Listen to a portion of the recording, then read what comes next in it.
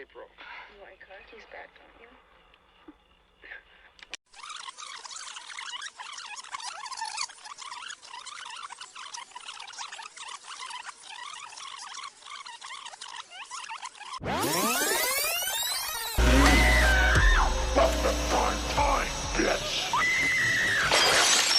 Hello and welcome to Primetime, bitch! Tandis que Dolly tente par tous les moyens de squatter vos cauchemars, nous allons aujourd'hui embarquer dans les tropes autour des poupées hantées diaboliques ou tueuses dans les séries télé. Et aujourd'hui, j'ai la chance d'être accompagnée de Talking Tina.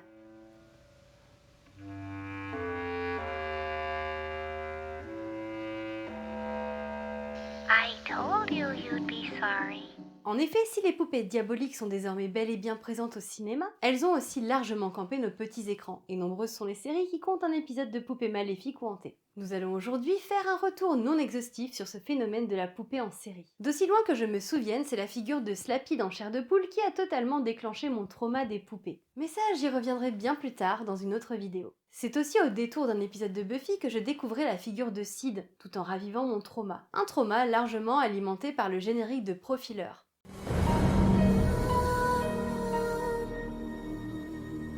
Qu'il s'agisse de séries horrifiques ou pas, la figure de la poupée diabolique possédée ou encore tueuse est omniprésente sur nos petits écrans. Ainsi, La Vie de famille, la série des années 90 avec un Urkel des plus maladroits, avait le droit à 2 épisodes contenant une poupée de ventriloquie diabolique. C'est dans un épisode spécial Halloween de La Vie de famille que Steve-O, la version poupée de Urkel, apparaît pour la première fois. Plus précisément dans l'épisode 7 de la saison 8 de la série. Un soir, la poupée de ventriloque d'Urkel est touchée par la foudre et ainsi la poupée s'animera sous les yeux ébahis d'Urkel. Seul petit problème, Steve-O est diabolique. Et il n'est pas là pour enfiler des perles. Il en veut à la famille Winslow et il ne reculera devant rien pour leur faire vivre un vrai cauchemar.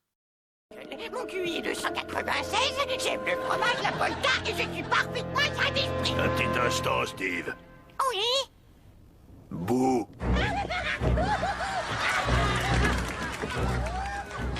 Les épisodes spéciaux d'Halloween, c'était un vrai régal pour la férue de Spooky en moi, lorsque j'étais enfant. Je guettais l'arrivée d'Halloween en espérant que tous les programmes TV se mettraient au diapason et m'offriraient ma dose de Spooky nécessaire. Et je dois avouer que je ne faisais pas la fière devant la figure de Steve-O. Il réapparaîtra d'ailleurs un peu plus tard dans l'épisode 7 de la saison 9.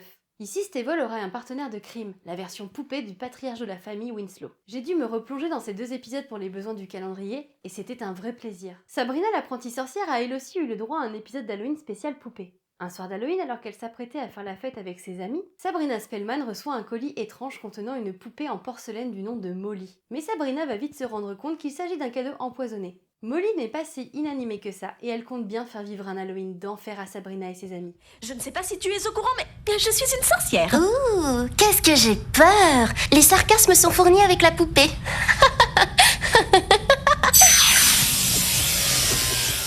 Mais un autre épisode de série a marqué l'enfant en moi. Il s'agit de l'épisode 17 de la saison 1 de Chérie, j'ai rétréci les gosses. Dans cette série, on suivait la famille Zalinski dans les expériences de Wayne qui étaient alors plus ou moins réussies et les laissait dans des situations pour le moins improbables. L'épisode 17, où Honey the Bear is Bad News, s'axait encore une fois autour de Wayne alors qu'il devait fabriquer un ours en peluche possédant une intelligence artificielle. Malheureusement pour Wayne, un virus squattera la puce de ce charmant nounours et il sera alors déterminé à conquérir le monde. Et finalement, je me dis que la nouvelle version de Child's Play n'a pas inventé grand-chose. Lorsque j'ai découvert le film pour la première fois, j'ai tout de suite pensé à cet épisode que j'avais visionné lorsque j'étais enfant. Grâce à mes petites modifications diaboliques, Fuffy dirigera bientôt le monde et détruira l'humanité. Parce que oui, les séries spooky pour ados ont largement contribué au trope de la poupée diabolique. Si je vous ai mentionné Chair de Poule en premier lieu, une autre série du même genre a non pas un épisode mais 2 épisodes qui incluent ce trope. L'épisode 11 de la saison 1 de Fais-moi peur nommé L'histoire de la ténébreuse musique incluait une poupée aux cheveux blonds, bouclée, qui apparaissait dans la buanderie d'un garçon. Tu veux pas venir jouer avec moi? Dans l'histoire de la maison de poupée, un épisode de la saison 3, Suzanne cherchait son amie Mélissa alors qu'elle avait disparu dans une maison de poupée. Une fois miniaturisée dans la maison, Suzanne se rendait compte qu'elle commençait peu à peu à se transformer en poupée de porcelaine, et qu'il ne restait plus beaucoup de temps avant qu'elle ne soit elle aussi bloquée à tout jamais dans cette maison de poupée. Tu es devenue une poupée? C'est à cause de la maison miniature? On retrouvera la maison de poupées hantée dans des séries telles que Bly Manor, au programme de la carte blanche du 17e jour. Ou encore dans Ghost Whisperer, ici avec une famille morte dans un tragique accident qui hantaient la maison de poupées qui était en fait la réplique de leur ancienne maison. Dans l'épisode 5 de la saison 3 de Tales from the Dark Side, un enfant recevait une mystérieuse maison de poupées qui semblait pouvoir contrôler les habitants de sa maison et peut-être même vouloir les emprisonner. Une autre variante de la maison de poupées a récemment vu le jour dans le premier épisode de la série American Horror Stories, et plus précisément dans l'épisode 1 de la saison 2. Un épisode qui mettait en scène un fabricant de poupées qui enfermait des femmes dans une maison de poupées à taille réelle, tout en les forçant à se comporter comme des poupées grandeur nature. Et ce, dans le but de devenir une épouse et mère parfaite sous une couche de porcelaine. Enfin, voici un court échantillon de l'impact du trope de la poupée hantée ou diabolique dans les séries. Et c'est par ailleurs par le biais de la série que j'ai fait mes premiers pas auprès de ces vilaines poupées. J'aurais aussi pu mentionner des séries telles que La 4ème Dimension, Riverdale, Supernatural, X-Files, Vendredi 13, Night Gallery, Evil ou encore Alfred Hitchcock Hour, qui ont tout un épisode illustrant ce trope. Mais il m'a semblé plus pertinent de vous proposer une petite sélection non exhaustive.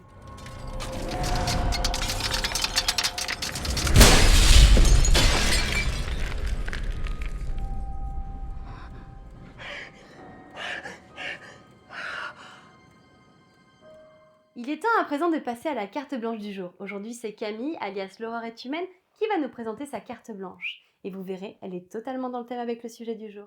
Bonjour tout le monde, c'est l'horreur est humaine. Merci Mylène pour ton invitation à participer à ce super calendrier de l'Avent Halloween.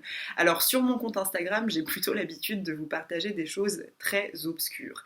Cette fois-ci, je vais m'attaquer à quelque chose de bien connu puisqu'il s'agit de Buffy contre les vampires. À chaque génération, il y a une élue. Seule, elle devra affronter les vampires, les démons et les forces de l'ombre. Elle s'appelle Buffy. Et plus précisément de l'épisode 9 de la saison première de Buffy, épisode qui s'appelle « La marionnette » en français dans le texte. Alors comme vous l'avez compris, ça met en scène une poupée qui en fait n'est pas une marionnette, il s'agit d'une poupée ventriloque. Et avant de commencer ma chronique, je tiens à rappeler qu'il n'y a rien de plus creepy au monde que les poupées ventriloques. C'est une aberration de la nature. Alors je veux pas que les ventriloques se sentent offensés avec ma vidéo, mais pourquoi faites-vous ça? Voilà. Alors en fouillant sur les internets, j'ai trouvé d'horribles photos de conventions avec des poupées ventriloques, un musée de la ventriloquie, des photos, des vieilles photos noir et blanc. Bref, voilà, j'espère vous avoir un peu traumatisé avec ces quelques archives. Alors maintenant, on va revenir à nos poupées. Donc Buffy, je vous encourage vraiment à voir cette série si vous ne l'avez pas déjà vue, mais surtout à la finir. En fait, si les 2 premières saisons ont plutôt vieilli et qu'on peut les regarder avec tendresse, les saisons suivantes sont immanquables et elles résonnent encore avec notre époque, bien qu'elles soient un peu datées sur certains points. Buffy, sous ses airs de série pour ados-adultes ayant un penchant pour la scène underground et les délires horrifiques des années 90, est une série qui est cruciale à bien des égards. Sur cette saison, la série va vraiment grandir et évoluer avec ses spectateurs et spectatrices. Et en fait, elle marque un réel tournant dans l'univers des séries, proposant un regard mature sur les problématiques adolescentes à une époque où, il faut bien le dire, on n'avait quand même pas grand-chose à se mettre sous la dent, si ce n'est des séries un peu niaises et particulièrement genrées. Alors ce qui est bien dans Buffy, c'est que c'est une série qui sait utiliser les codes du cinéma d'horreur tout en les moquant. Et c'est certainement là que la série trouve son équilibre, en sachant utiliser les grands stéréotypes pour les démonter et mieux s'en écarter. Buffy s'inscrit en fait dans son époque, c'est-à-dire la deuxième moitié des années 90, période durant laquelle le féminisme se fait particulièrement entendre, notamment aux États-Unis.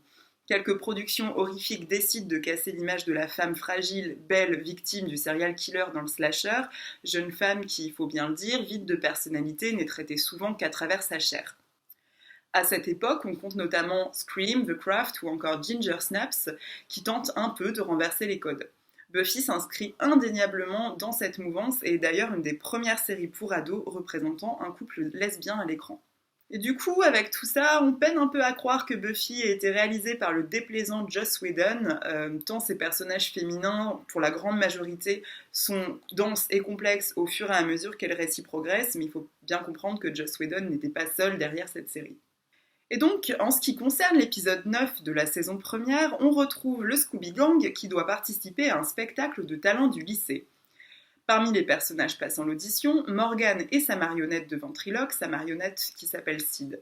La marionnette a les traits de la plupart des poupées ventriloques traditionnelles des États-Unis, c'est-à-dire un jeune homme blanc, impertinent, avec une mâchoire mobile fortement imposante. Ses blagues favorites sont des punchlines de gros harceleurs obsédés sexuels. Apparemment, c'est un trait relativement répandu chez les poupées ventriloques, une raison supplémentaire de les détester. Alors là, je suis obligée de divulguer un détail qui n'en est pas vraiment un, mais on le comprend tout de suite au visionnage de l'épisode, la marionnette est bien vivante. Bien que nous, on ne soit pas dupes derrière l'écran, l'ensemble du lycée semble croire que Morgan le ventriloque est incroyablement talentueux, et rapidement va s'installer un jeu entre la poupée et son maître, elle finit par lui voler la vedette. Et je trouve ça plutôt intéressant, parce qu'en fouillant l'histoire des ventriloques, alors oui, j'ai fait ça, je sais pas pourquoi j'ai fait ça, mais j'ai fait ça et depuis je suis un peu traumatisée. En fouillant cette histoire, on retrouve des faits similaires où les ventriloques sont moins connus que leurs poupées qui jouissent d'une grande célébrité. C'est assez étonnant quand on sait que c'est bien lui, le ventriloque, qui manipule et donne une voix à sa poupée. Donc en fait, le bon ventriloque, c'est sûrement celui qui arrive à animer son objet au point que l'on oublie sa propre présence, ou qu'elle ne devienne qu'accessoire en tout cas. La mise en scène de l'épisode est plutôt intéressante, puisqu'on utilise la scène déserte et les coulisses comme décor d'angoisse. Buffy est coincée sous un lustre, la menace se cache derrière les costumes, on utilise du matériel de magie pour torturer, enfin torturer c'est un bien grand mot pour Buffy contre les vampires, surtout sur les premières saisons, on n'est pas sur quelque chose de gore. Et sur ce point-là, je vous ramène à un film, sans poupée cette fois, qui s'appelle Bloody Bird, qui est un film italien de 87, qui a été réalisé par un de mes réalisateurs préférés, qui s'appelle Michele Soavi, et qui utilise bien cette tension entre ce qui est peut être joué et ce qui est bien réel, en plaçant ces personnages dans un décor de théâtre. Un clin d'œil est aussi fait au théâtre et à la marionnette dans l'épisode musical de la saison 6, qui est peut-être le meilleur épisode de la saga.